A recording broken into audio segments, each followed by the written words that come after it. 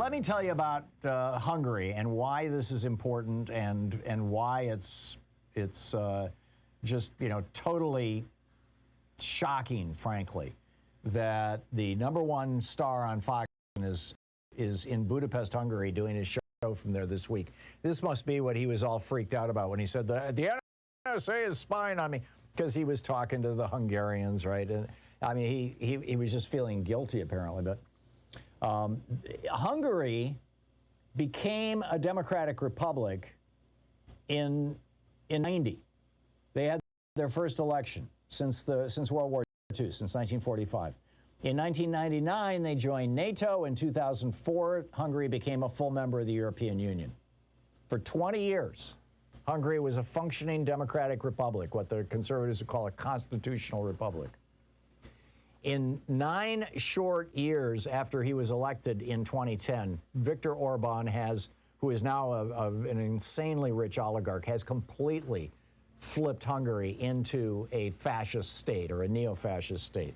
He took over the Fidesz party, which is sort of like, at the time, it was sort of like the Republican Party. His sales pitch when he was running for president was that he was going to purity, and his slogan was, "Make Hungary great again." He campaigned on building a wall across the southern border of Hungary to keep out Syrian refugees. He kept that campaign promise. He actually built the wall. He altered the nation's constitution to do what we would call gerrymandering, so that his party, the Fidesz party, would always win every election, or even if they lost elections, they would still always have the governing majority in government. He's packed the courts, particularly Hungary's equivalent of the Supreme Court, so completely that every legal challenge against him goes nowhere. They have passed laws requiring what he calls conservative education in schools, particularly sex education. They teach in the public schools that homosexuality is a mental illness. They have passed laws banning any positive portrayal of LGBTQ people on television. It is against the law. They have officially conflated homosexuality with pedophilia. In fact, the latest anti-gay law was just passed last year in Parliament by 157 to 1. They rail against multiculturalism. He has said refugees entering the country are a threat because, and I'm quoting Viktor Orbán himself, quote, "It can be problematic for different cultures to coexist," locking up refugee children in cages. Proud of it. When the Hungarian Helsinki Committee said that, quote, "The indefinite detention of vulnerable migrants, including families with small children, is cruel and inhumane," Viktor Orbán came out and said Syrian refugees pose a security risk and endanger the continent's Christian culture and identity. And then echoing Trump, he said immigration brings increased crime, especially crimes against women, and lets in the virus of terrorism. Orbán has handed government contracts to his, basically, you know, Hungary is now an oligarchy. The very, very wealthy friends of Viktor are the ones who run the country, and they're also the ones who run industry. The entire nation's press is now in the hands of Viktor Orbán and his friends. There are billboards and social media postings everywhere you go in Hungary talking about how wonderful Viktor Orbán is. And now he and his media buddies, his friends who have bought all the radio stations, the television stations, and the newspapers in Hungary. So basically all you get is the Hungarian equivalent of Fox News, wall to wall, all across the country. His friends, his oligarch buddies who have bought this media, the Rupert Murdochs of Hungary, are now reaching out to buy newspapers in other parts of Europe because Hungary is part of the European Union. He recently began dismantling the Hungarian Science Academy. Why? Because he says climate change was, quote, left-wing trickery made up by Barack Obama. Seriously.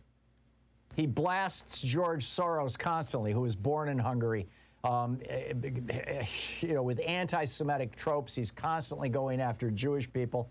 In May 2020, when Rudy Giuliani was trying to get the former Ukrainian prosecutor to say that, you know, Biden was was corrupt, Viktor Orbán that week was in the White House with Donald Trump. In fact, he was one of only 2 sources of information for Donald Trump about how Ukraine was supposed to sabotage his re-election attempt.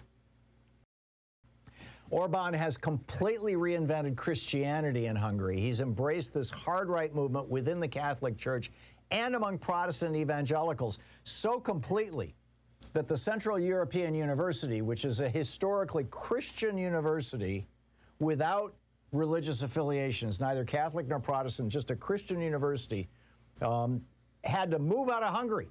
They got shut down and thrown out of Hungary. Their rector, Viktor Ignatiev, said, quote, "There's just no doubt that this is organized as a way of saying that Christianity means white conservative Europe. It's a trope. Say the word Christian in Hungary, and it says everything else you want to say." This is what Viktor Orbán was told by Donald Trump when he was in the White House. When Orbán came to visit the White House, Trump said, "You have been great with respect to Christian communities. We appreciate that very much." Viktor Orbán's response, "Countries that accept non-Christian or non-white refugees are producing, quote, mixed-race nations." Ruthlessly using his own nation's diplomatic and criminal justice systems to backstop his criminal buddies, his corrupt oligarch buddies, having hired his own version of Bill Barr and Mike Pompeo. And his hard-right party is reaching out to white supremacist parties across Europe, supporting, the movement in France, the movement in Germany, Alles für Deutschland in Germany. In France, it's the Marine Le Pen group. Fox News is, like I said, broadcasting live from Budapest all week.